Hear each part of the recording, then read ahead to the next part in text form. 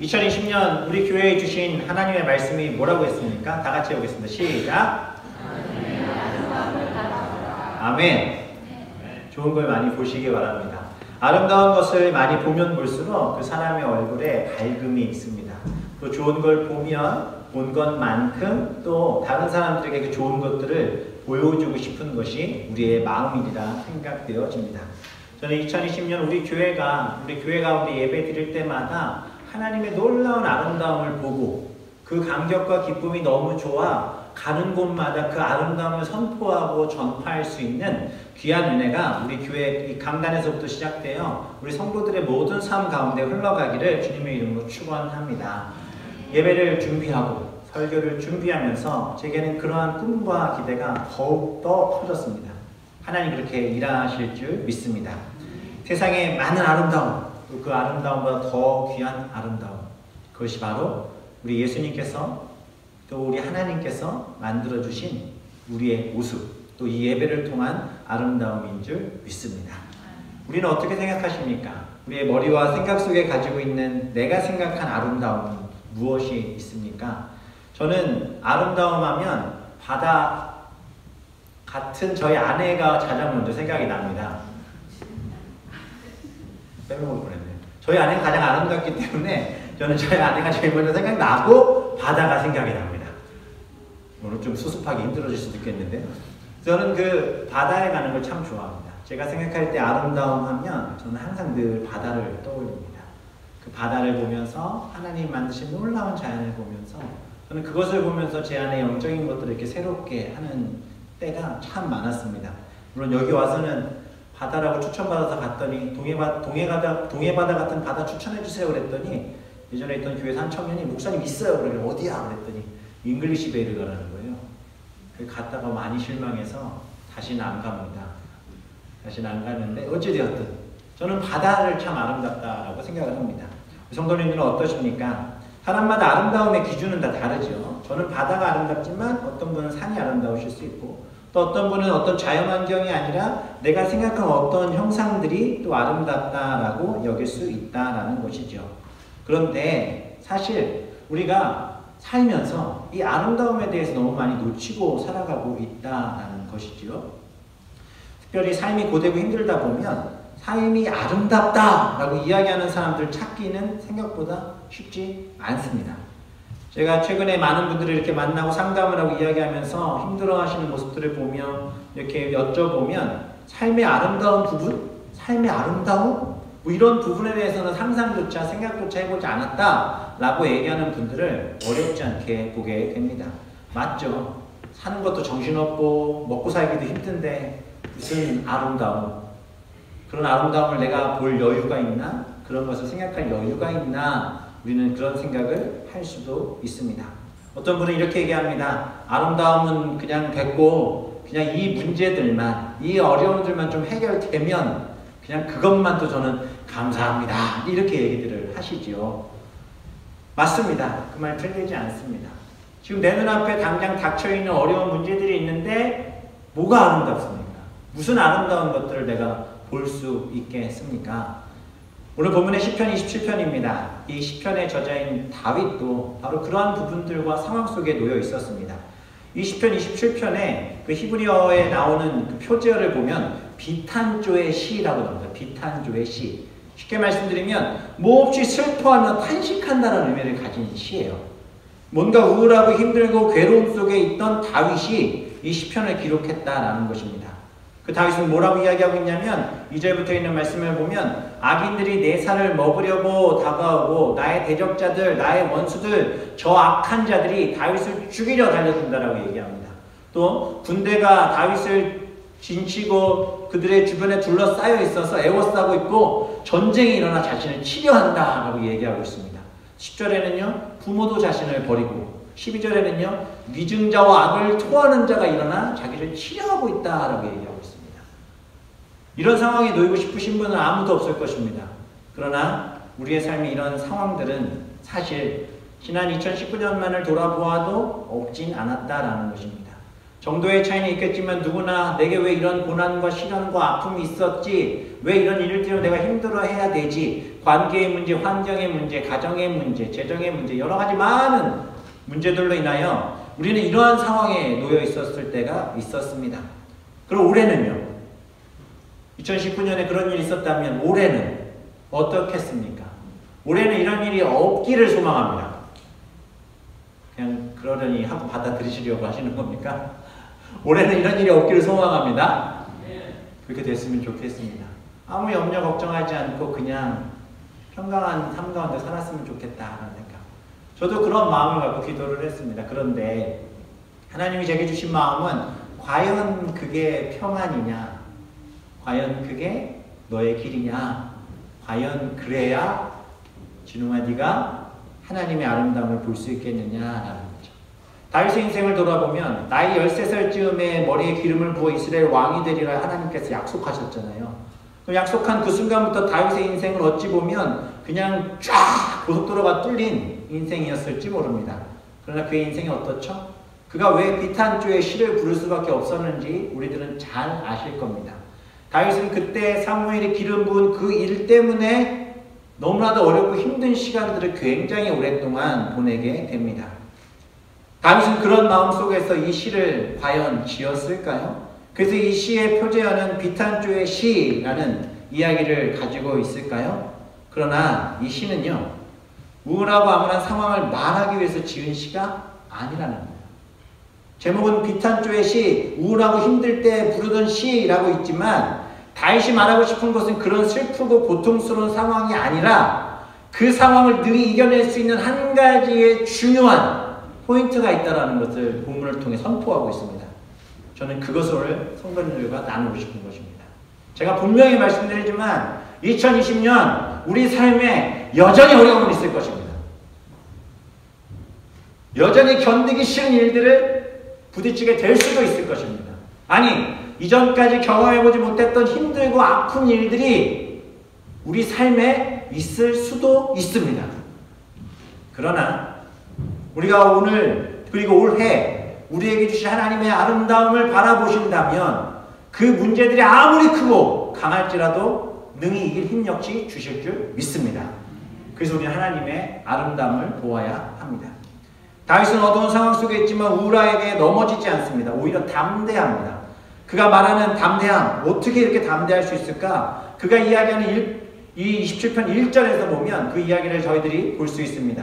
뭐라고 선포합니까? 여호와는 나의 빛이요 나의 구원이시니 내가 누구를 두려워하리요? 여호와는 내 생명의 능력이시니 내가 누구를 무서워하리요?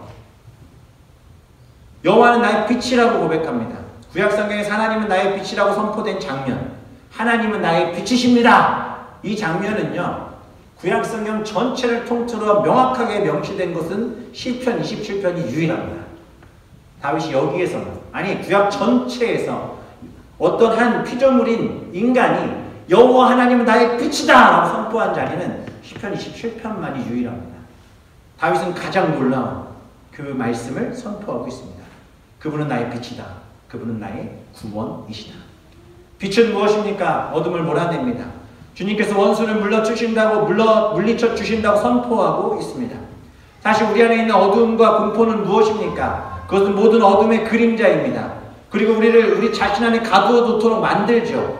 우리가 어떤 공포에 갇힌 경험이 한 번 이상은 있을 텐데, 예를 들면 어떠한 공포가 있습니까? 거절의 공포, 이해받지 못한 것에 대한 공포, 확실치 않음에 대한 공포, 병으로 인한 공포, 죽음의 공포, 관계의 공포, 그런 어려움들이 올해에도 우리에게 동일하게 우리를 덮으려 할 수 있다는 것이죠. 그러나 우리가 붙드는, 오늘 보면 다윗이 선포하는 그 빛으로 그러한 공포를 정복할 수 있다는 것입니다.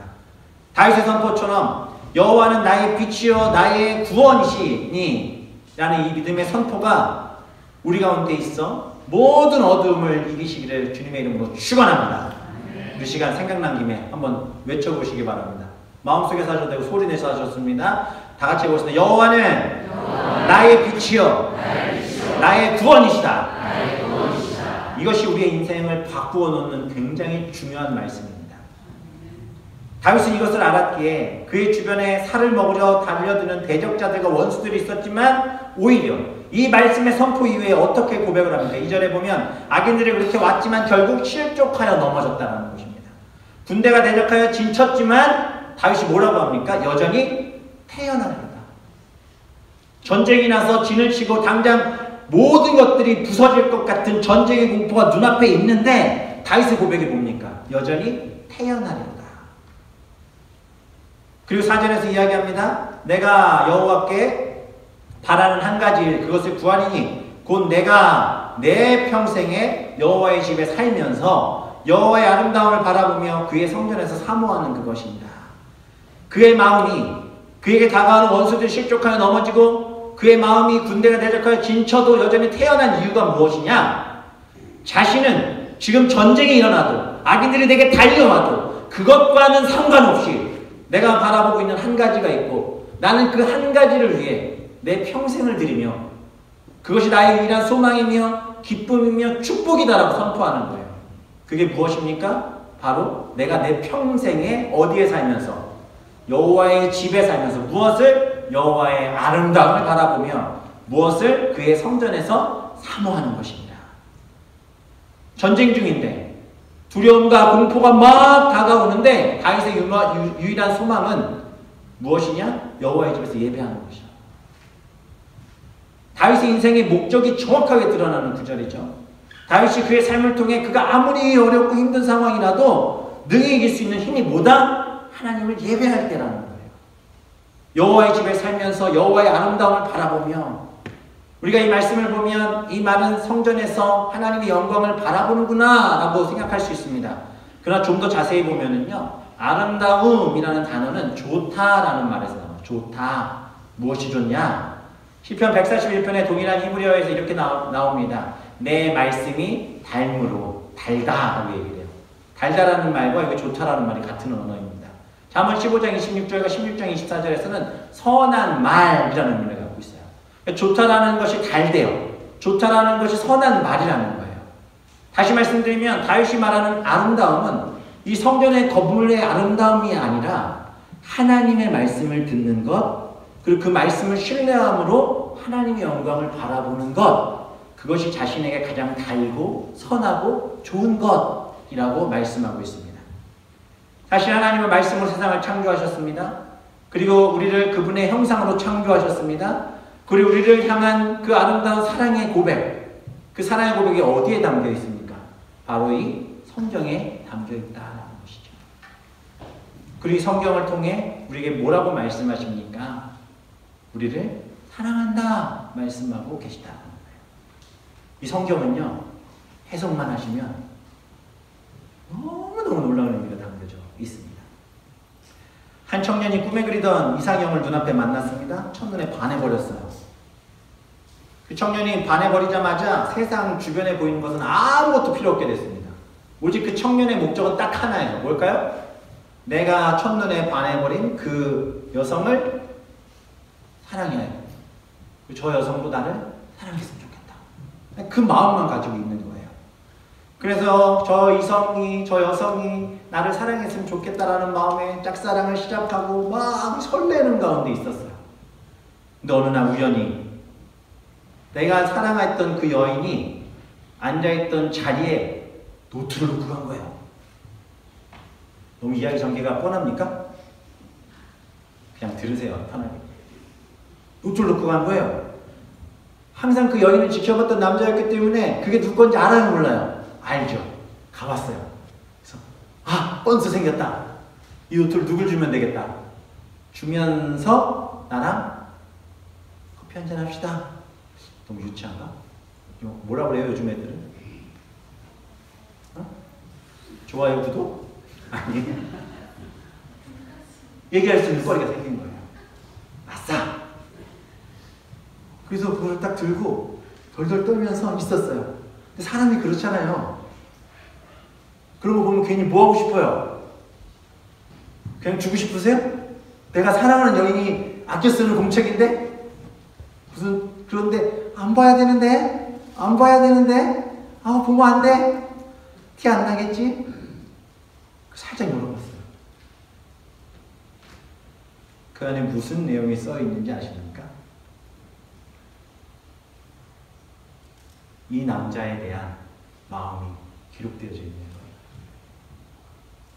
저 사람은 왜 나에게 고백하지 않지? 저 사람은 나를 정말 좋아하는 게 아닌가? 아무리 봐도 나랑 썸이 아니라 나를 되게 좋아하는 것 같은데 왜 대시하지 않지?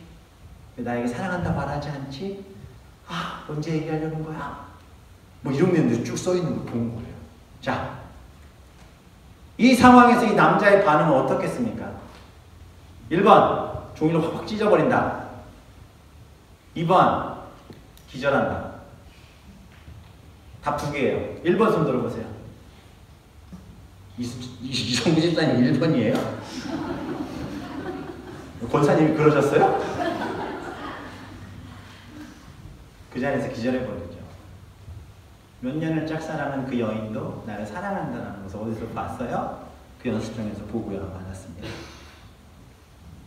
이 말씀을 왜 드리냐면, 사랑하는 성도님들, 이 성경 안에 하나님이 말씀하시는 우리를 향한 그 놀라운 사랑이 가득 적혀 있습니다. 문제는 우리가 해석을 못해요. 이해를 못해요. 그러나 이 말씀이 우리 눈에 들어오고, 그 말씀이 내 삶에 들어오고, 그 말씀이 내 삶의 꿀보다 단 말씀이 되기 시작할 때 우리는 깨닫고 보고 알게 되는 것. 그것이 뭐냐? 하나님은 나를 너무 사랑하신다는 그 말씀인 줄 믿습니다. 바로 이 성경은 그래서 우리에게 주신 거예요. 왜 이렇게 어려운 말을 써놨나? 아니요. 이 성경은 한마디로 요약하면 하나님이 그의 사랑하는 피조물들을 향한 사랑의 고백입니다. 다윗은 그것을 알고 있었어요. 그래서 말씀에 오늘 뭐라고 했냐면, 여호와께 바라는 그것을 구하리니 여호와의 아름다움을 바라보며 그의 성전에서 사모하는 그것이니라 말하고 있습니다. 사모한다는 의미는요, 나눈다, 구별한다는 말을 가지고 있는데, 세번역 성경에 보면 이렇게 말해요. 주님과 의논하면서 살아가는 것. 주님과 의논하면서 살아가는 것. 무엇을요? 하나님의 말씀을 의논하면서 살아가는 것. 좀 더 따뜻하게, 좀 더 귀에 잘 들어오게 말씀드리겠습니다. 하나님의 말씀을 통해 주님과 사랑 교제 나누는 것. 다윗은 하나님이 누구신지 알고 하나님이 나를 얼마나 사랑하시는지를 깨달았을 때, 세상에 어떤 폭풍이 치고 전쟁이 일어나고 두렵고 무서운 일들이 벌어질지라도 하나님의 아름다운 그 사랑을 알았기에 그저 그 품으로 달려가 안기면 모든 것이 해결된다라는 진리를 다윗은 알고 있었습니다. 다윗은 이것을 경험하고 있었습니다. 다윗은 그렇게 자신의 삶이 해석되기 시작했습니다. 무엇으로? 하나님의 말씀으로, 예배로. 그래서 어려움과 환난이 다가와도 두려울 것이 없는 거예요. 당장 어디로 뛰어가요? 하나님의 예배의 초소에 나가 주님의 발 앞에 나가 예배와 말씀을 통해 자신의 삶을 해석하고 주님을 붙들기 시작하니 그의 삶의 모든 것들이 해석되고 모든 두려움이 사라지기 시작했습니다.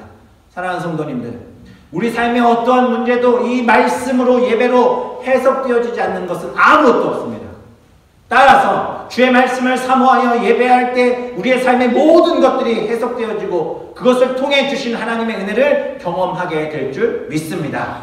세상의 아름다움조차 살는 것, 그것은 우리에게 많은 것을 낭비하게 만들지 모르지만 주의 말씀의 아름다움을 바라보며 살아갈 때 세상 그 어떤 것과도 바꿀 수 없는 아름다움에 취해 주님만 노래하며 예배하게 될 줄 믿습니다.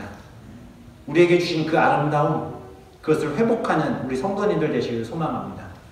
올 한해 우리 교회 모든 예배는 그 아름다움을 회복하기 위한 예배에 초점을 맞추려 합니다. 이 예배를 통해 하나님의 아름다움을 보지 못하면 우리의 삶은 피폐해져 갈 수밖에 없습니다. 생각해 보세요. 짝사랑하던 그 남자가 그 여자가 자기를 사랑하는지 모르고 계속 대시를 못하고 고백을 못하고 있는데 이 여인이 자꾸 딴 남자랑 있는 걸 본다고 생각해 보세요. 그 남자의 마음이 얼마나 피폐해지고 무너지고 부서져 버리겠습니까? 왜 이렇게 청년들 몇 명이 격하게 공감을 하죠? 일단 끝나고 저한테 와서 상담 나누시기 바랍니다. 사랑하는 성도님들, 주님과의 사랑의 회복이 없이는 우리는 아무것도 할 수 없습니다.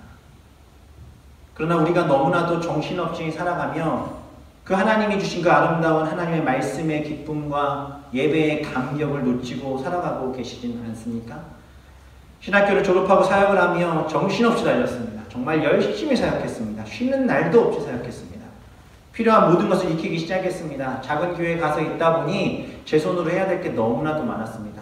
그래서 컴퓨터 편집, 현수막 디자인, 영상 작업, 악기 다루는 것, 운전, 내부 인테리어, 전기공사, 변기통 가는 거, 설거지 그냥 다 배우고 다 익혔어요.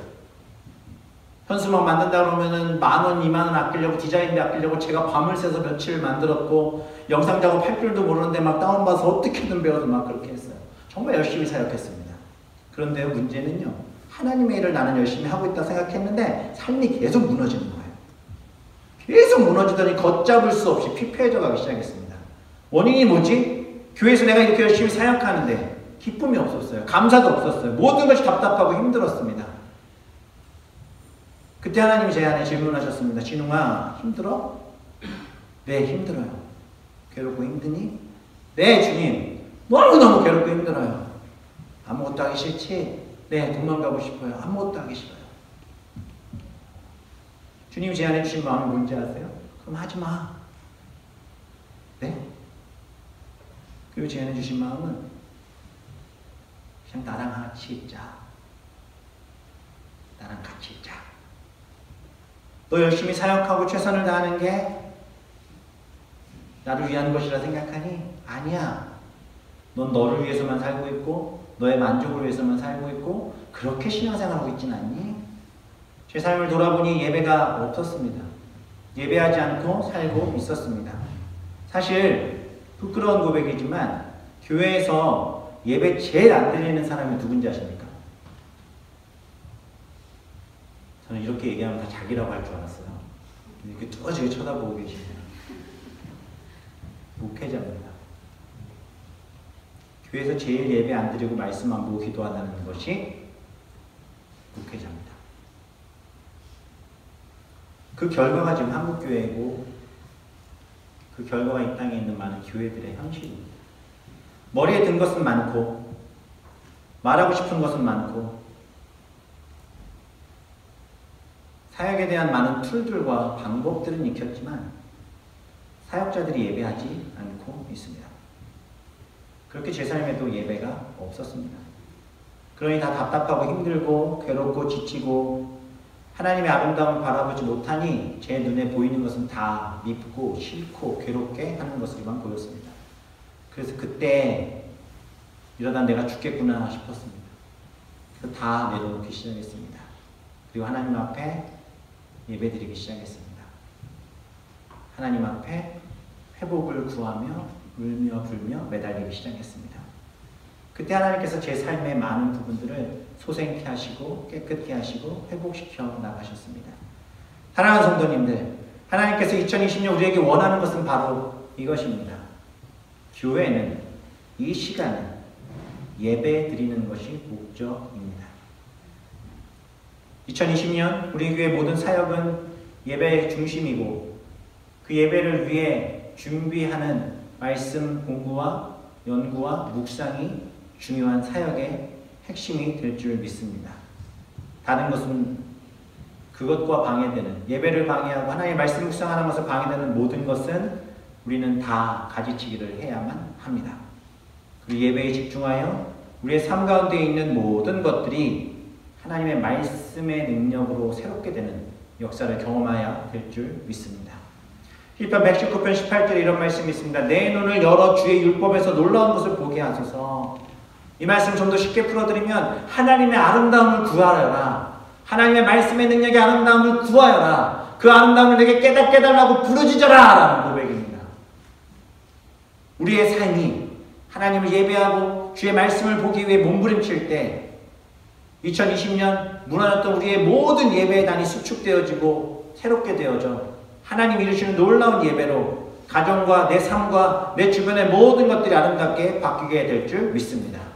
하나님은 그렇게 우리에게 예배가 회복된 자들에게 축복하며 오전의 말씀부터의 말씀들을 선물로 주십니다. 어떻게 얘기하십니까? 환난 날에 나를 초막의 비밀이 지키시고 장막 은밀한 곳에 나를 숨기시고 높은 바위에 두셔서 보호하시고 두려워 떠는 너무나도 무섭고 힘든 상황 속에 있을 때 주님 앞에 예배하면 누가 하나님께서 숨기시고 지키시고 보호하시겠다라고 약속하시는 거예요. 왜? 주님 품에 안겨있는 주님의 자녀이니까.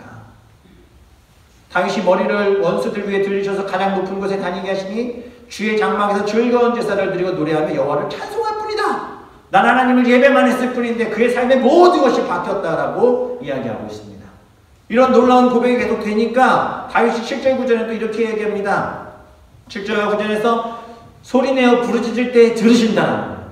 소리내어 부르짖을 때 들으신다. 찾을 때 다가와 주시고 버리지 않으시고 도우시는 구원의 하나님을 만나게 된다라는 거예요. 10절의 말씀, 내 부모는 나를 버려도 여호와는 나를 영접하시리이다. 부모가 나를 버린다 해도 나를 버리지 않는 유일한 분 하나님이라고 고백하고 있는 것입니다. 사실 부모가 자식을 버리는 일이 있습니까? 라고 한 20년 전에 얘기하면 사람들이 없죠다 그랬는데 요즘에는 있더라고요. 이 얘기도 참 요즘에는 감흥이 안 와요. 버리기도 하는데요. 뭐 어쩌다 이렇게 됐습니까? 상상할 수 없는 일들이 있지 않습니까? 우리가 왜 예배를 드려야 되고 또 예배를 드리는 것이 부모가 나를 버린다 해도 나를 버리지 않는 하나님이시라고 다윗이 고백하고 있냐면 사실 생각해 보십시오. 다윗이요 굉장히 외로운 사람이지 않았습니까?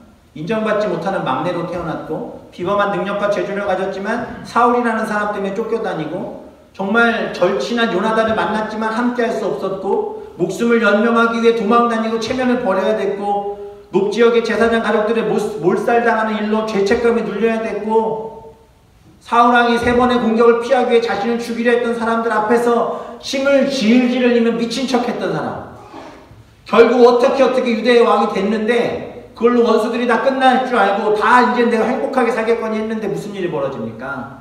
하나님의 법궤가 들어와 기뻐 춤을 췄는데 가장 사랑하는 여인이 하나님에게 저주를 받는 일을 당합니다. 그뿐입니까? 나라가 부강해지고 살만해지니까 그의 삶의 아름다운 기준이 하나님이 아니라 무엇을 향합니까?